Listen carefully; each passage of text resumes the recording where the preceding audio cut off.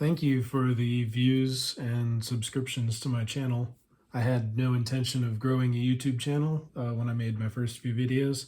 Just wanted to talk about a couple things that I thought were important about ancient coins. But since you are paying attention and it seems like I have a bit of a following, I thought I might do some shorter videos talking about individual coins in my collection that I think are interesting. The coin that I'm going to be talking about today is next to a US quarter to give you a better idea of the size of the coin.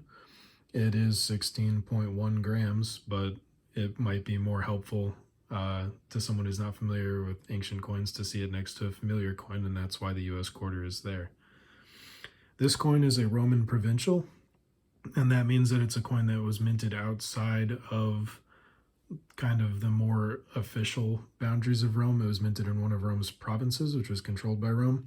And the province this coin was minted in was Judea. And this coin is minted at the administrative capital, the Roman administrative capital of Judea, which was a city called Caesarea Maritima. The religious capital was Jerusalem. And a lot of the time, the people who were managing Judea would travel between those two cities. Caesarea Maritima is on the coast, and it's about halfway between Tel Aviv and Haifa in modern-day Israel. And this coin shows us the Emperor Titus. It was struck during his reign between 79 and 81 AD. And he was a significant person during the Jewish-Roman Wars. In around AD 66 or so, a lot of the people in Judea, a lot of the Jews revolted against the Romans, striking their own coinage and fighting for their own independence. And the Romans went in to quash the rebellion, and it ended up being a pretty long and drawn-out process. It took over 5 years for the Romans to solidly reacquire all of Judea, and it took them until 70 AD to besiege Jerusalem. And Titus and his father Vespasian were both generals during that war. And after that war began, Nero committed suicide, and there was a power vacuum, and we have the year of the 5 emperors, where a couple people ruled Rome in rapid succession. And ultimately, Vespasian ended up leaving the conflict in Judea to go to Rome and take power as the Roman emperor, leaving Titus behind. So by the time that Jerusalem was besieged, Titus was the main general in charge. And eventually, after Vespasian died, Titus succeeded him on the throne, and he was later followed by his brother Domitian. And those three, Vespasian, Titus, and Domitian, in that order, comprised the Flavian dynasty. And one thing that they're known for is constructing the Colosseum, which was largely built out of funds acquired in this conquest in Judea and in the sacking of the Jewish temple in Jerusalem. So those three men of the Flavian dynasty issued a lot of coinage celebrating the Roman victory over the Jews, and this is one such coin. So on the front we have Titus's face and a title in Greek with his name and his administrative title, I guess emperor.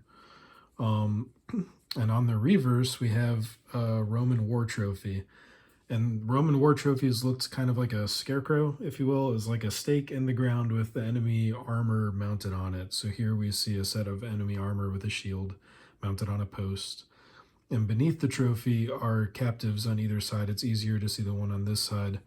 They're kind of hunched forward and facing in this direction away from the trophy. And the inscription in Greek around the edges says something along the lines of recapturing of Judea. And on the Latin coins, it would say Judea Capta. On the Greek coins, it says something with a similar meaning.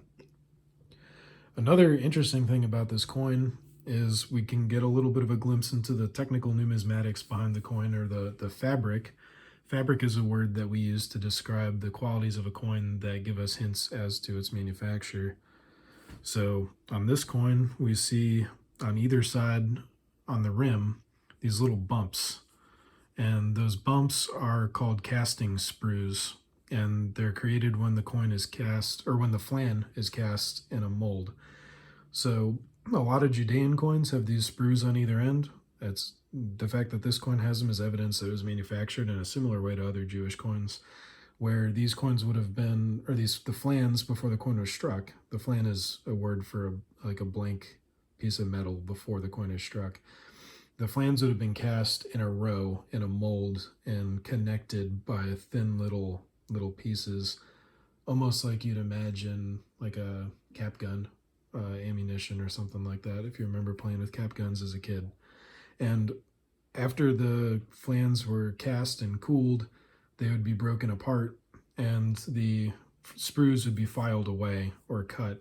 And in this case, they weren't completely filed because we can still see them pretty clearly on either side of the coin.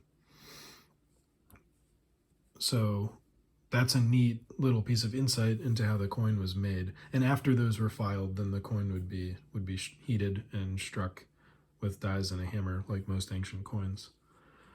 So this is a coin that I really like having in my collection because not only does it represent Titus and my goal of having as many different emperors as I can, it also represents his military achievement and his pride in that, which was probably one of the most successful things he did outside of ruling Rome as an emperor.